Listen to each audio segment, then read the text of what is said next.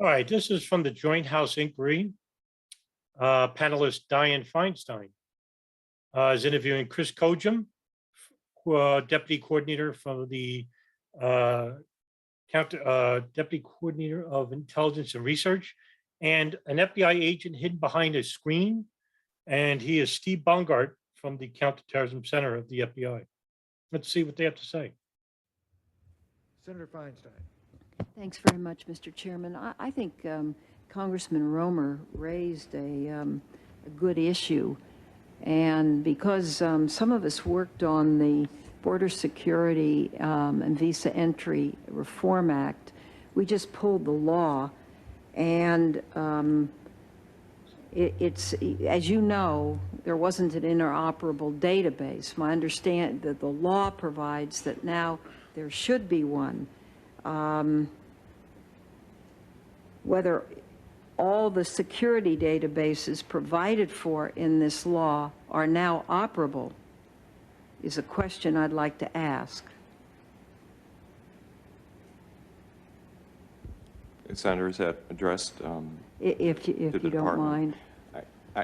I can answer that in part, and that is that we do provide to the Foreign Terrorism Tracking Task Force, we began providing data on all the unclassified data elements of every individual in the tip-off database.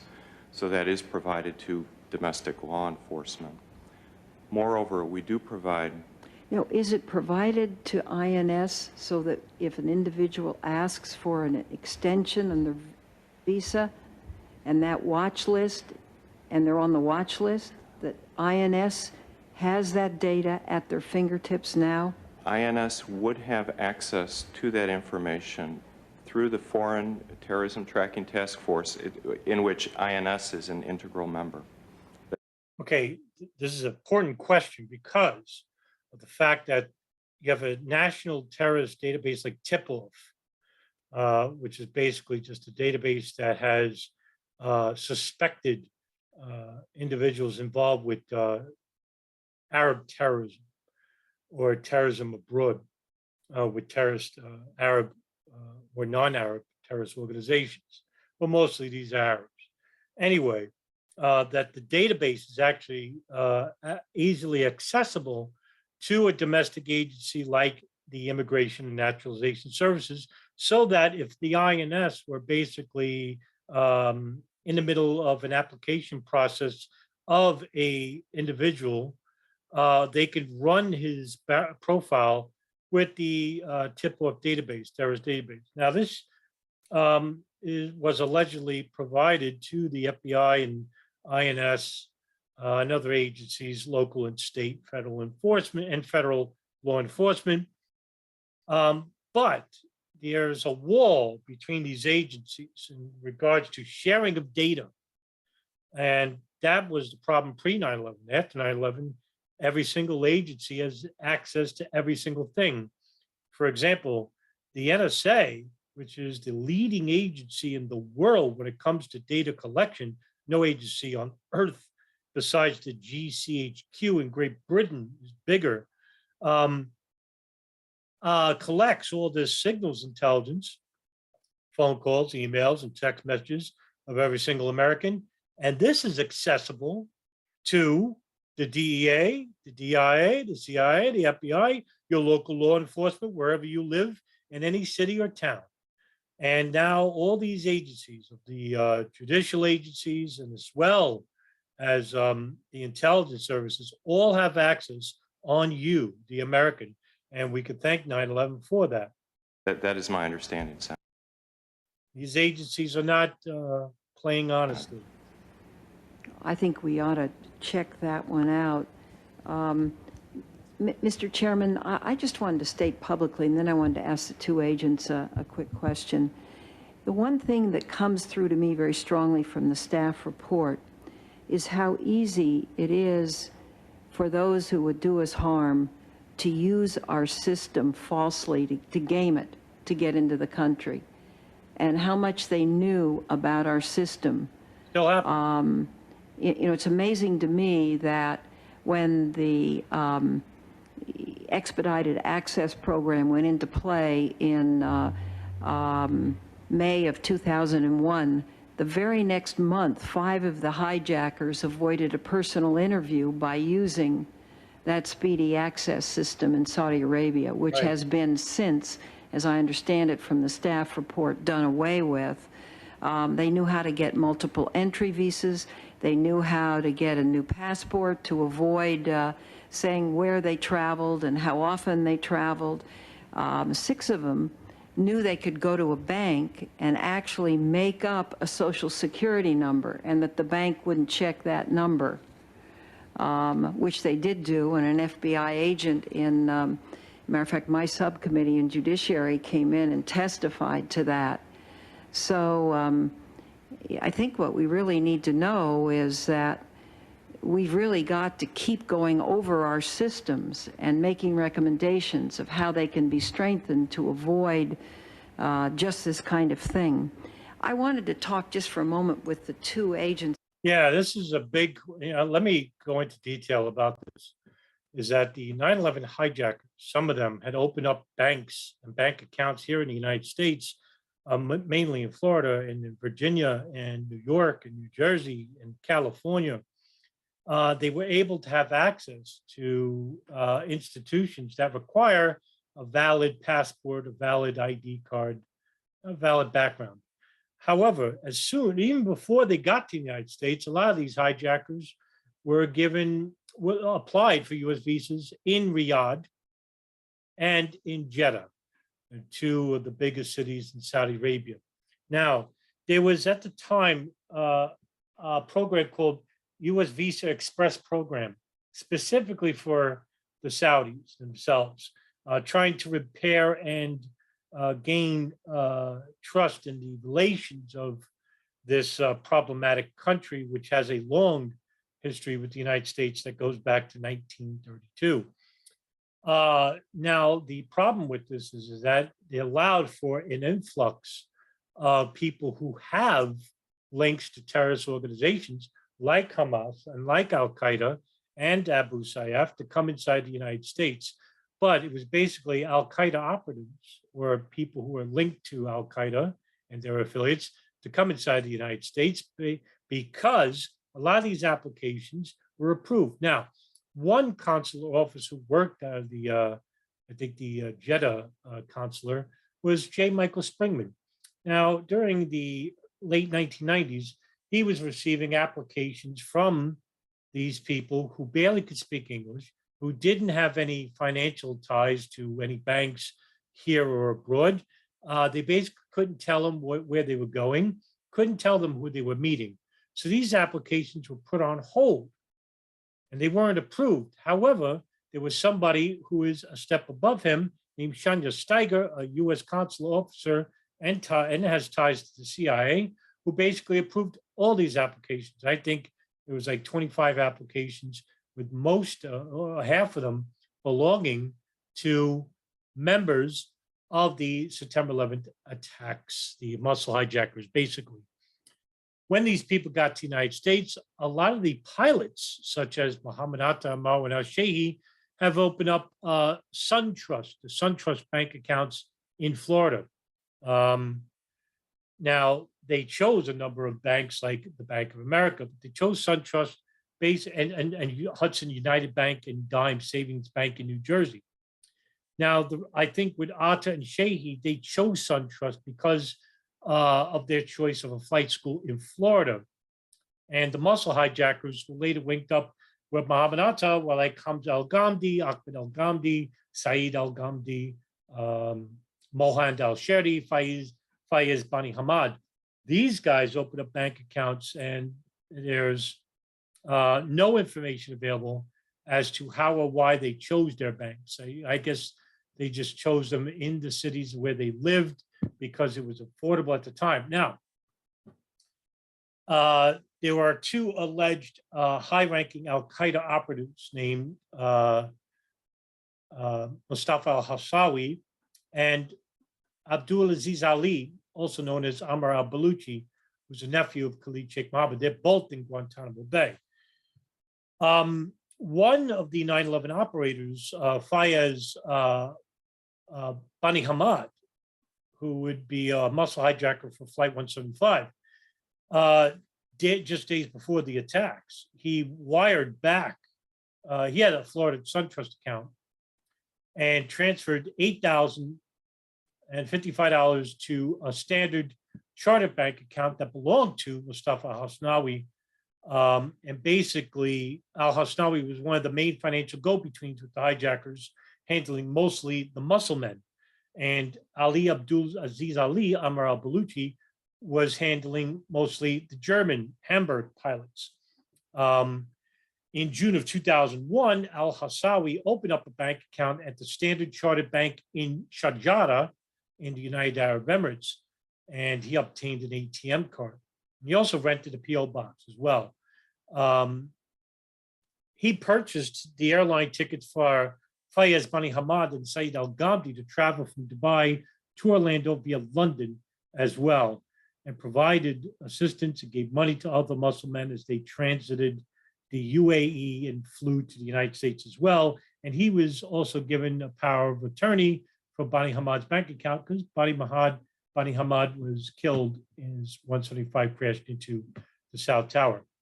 Now, according to the 9/11 Commission, the hijackers were not experts on the use of U.S. financial system and basically opened all these accounts basically with some of them, their real profiles. Some of the muscle hijackers use fake accounts, fake ID cards, but their passports were legitimate.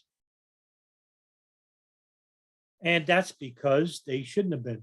And that's what I was talking about with some of these agencies abroad and here domestically, foreign and domestically, is that all these agencies didn't have the access to a database like Tip-Off, or else they would have had these guys red flagged for having connections to Afghanistan. Now, because Afghanistan is known as a hotspot for Al-Qaeda training camps and Pakistan as well, these people would actually be red flagged and watched.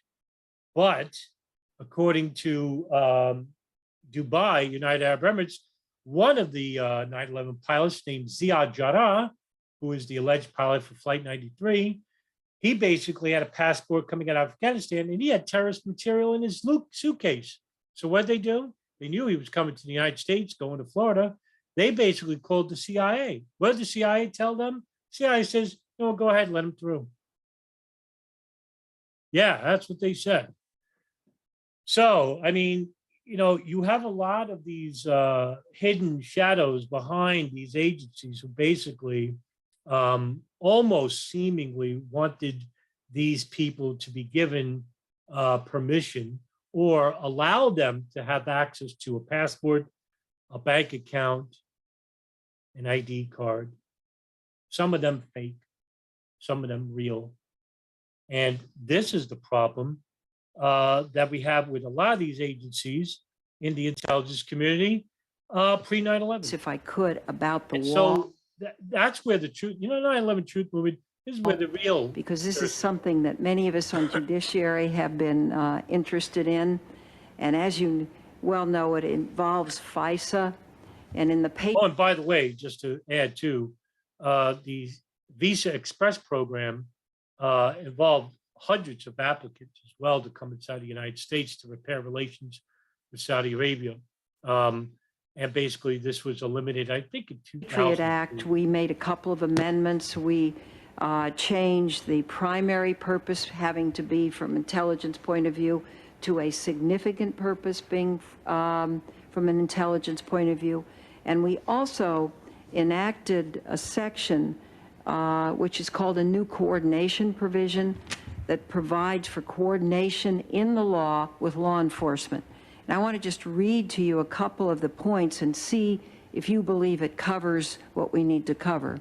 Federal officers, well, in other words, the FISA Act is amended by adding federal officers who conduct electronic surveillance to acquire foreign intelligence information under this title may consult with federal law enforcement officers to coordinate efforts to investigate or protect against actual or potential attack or other grave hostile acts of a foreign power or an agent of a foreign power. sabotage or international terrorism by a foreign power or an agent, clandestine intelligence activities by an intelligence service or network of a foreign power or by an agent, and coordination authorized under other sections. So clearly, there is a very clear consultation that is permissible now under FISA between the intelligence community and the so-called Title III law enforcement community. My question to you, and I'm sure you've probably reviewed this, is do the agents, for the most part, that you come into contact with believe that this is a significant improvement and that that wall, you mentioned something about the wall being broken down, but is down sufficiently so that you're not hampered when you have to perform one of these investigations? Well, before Steve answers, I mean, the huge elephant in the room regarding FISA and pre-9/11 is the story of Zacarias Moussaoui. Now, I've brought this up before regarding Zacarias Moussaoui and the FISA warrant to search his belongings, because you need a FISA warrant to search any personal items belonging to an individual of a foreign nation, because Zacarias Moussaoui basically was on a U.S. visa, and he basically entered the United States as a tourist, I believe, not a student. I think it was a tourist visa. The problem is that the FBI was basically getting information, especially Minneapolis FBI, an individual who worked at the FBI office named Harry Samit, who was contacted by a flight instructor who basically said that there's an individual here who is asking suspicious questions about wanting to fly the plane, not landing, and how to cut off oxygen, blah, blah, blah. And so the FBI went to interview Zacarias Moussaoui. He was with another individual named Hussein Al-Attas, and they were in a hotel room, and they basically found them to be quite suspicious and detained them, but they couldn't search their belongings. Now, Moussaoui had a laptop, Hussein Al-Attas had personal belongings, and Moussaoui had personal belongings in the hotel room. Now, they're not allowed to search those items without a warrant, but it couldn't be a regular warrant involving U.S. citizens, so it had to go through a FISA process.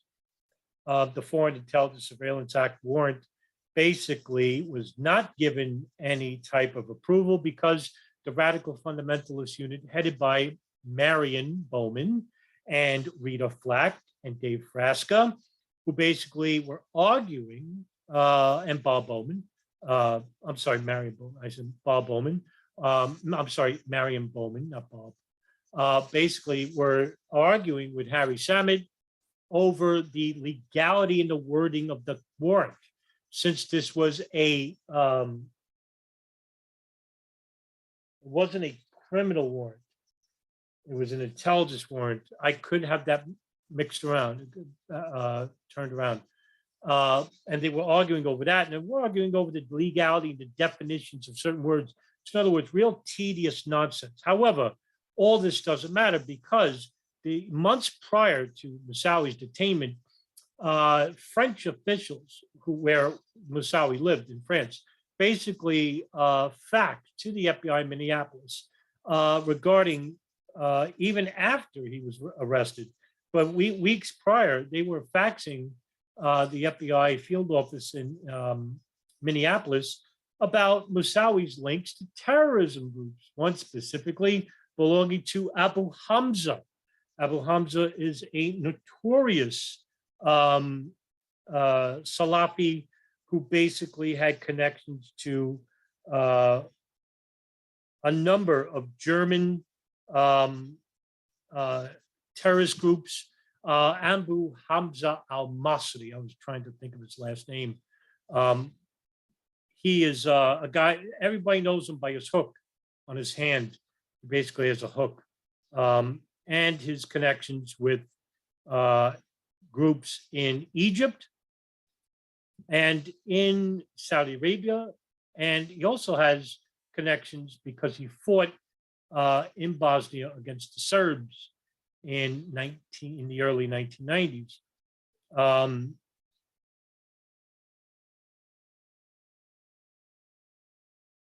So his connections with these terrorist groups and the obvious connection with Zacarias Moussaoui, that alone should have been more than enough for the warrant to have been approved, and it was not until the day after 9/11. Coincidence, I guess. Yes, Senator. Let's hear Bongardt's answer. With regards to some walls, that wall, it definitely has helped. I will submit to you that even since the Patriot Act, of which I requested a copy, so I had it in writing, I have read on more than one occasion to some individual that was attempting to withhold information from me, just what you just read right there. So old habits die hard, I think, with regards to certain things. It has certainly helped to this point. With regards to the other wall that Senator DeWine had mentioned earlier, I believe there's there's so many different types of walls with regards to intelligence and criminal, but with regards to the FISA specifically, that one seems to have helped. With regards to what Senator DeWine talked about, the other wall, we still have to deal with that on pretty much a daily basis. Because we just had a hearing in Judiciary, and the Justice Department, as you know, the FISA court, I think only for the second time in its history, has just produced a hearing, produced an opinion saying to the Justice Department, where they tried to sort of entirely break down the wall in terms of the application for a FISA process, that the significant purpose test remains. And the Justice Department apparently did not want it to remain. The FISA court had a unanimous opinion. That opinion is now on appeal. Do you have a view on that subject? No, ma'am. I think there is some document that I was handed within the last week that talks about that specifically, and is going to be circulated to the field, but I don't have any knowledge of that. Thank you. Does the other agent have any knowledge of that? I'm from the CIA, and most of this is Greek. I'm sorry, with all respect, All right. I don't. Well, it was. Yeah, it would be Greek to you. The CIA doesn't actually really involve themselves with a FISA warrant, actually, because they're allowed to go outside the bounds of the United States law, because they are not uphold to U.S. laws strictly. Unlike the FBI, which is a domestic agency, the CIA is a global agency, and they break the law every single damn day. It still is to some extent with me. Mr. Rollins, do you have a view on that?